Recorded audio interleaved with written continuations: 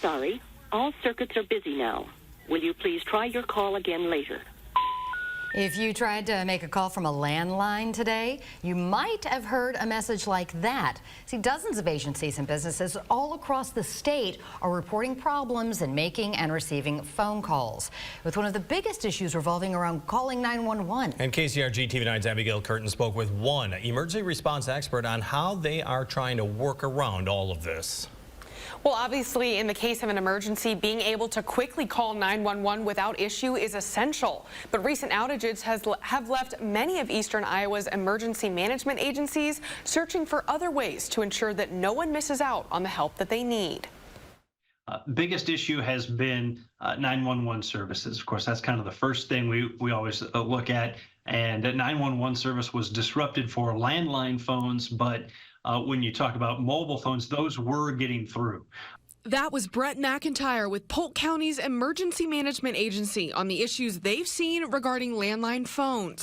According to Lumen, the parent company of phone and internet provider CenturyLink, a water pipe bursting in the Des Moines area is the reason behind the outages.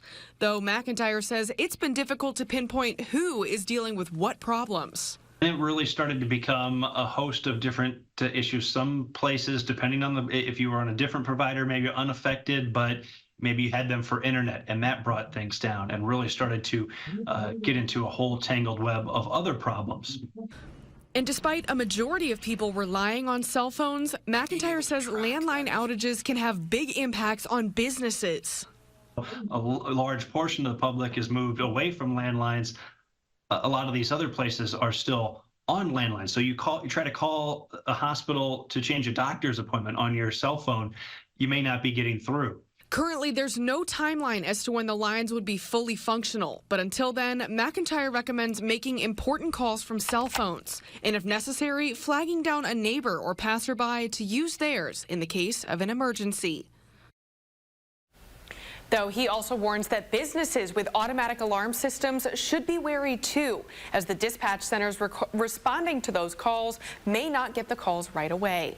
Live in studio, Abigail Curtin, KCRG TV9 News. The family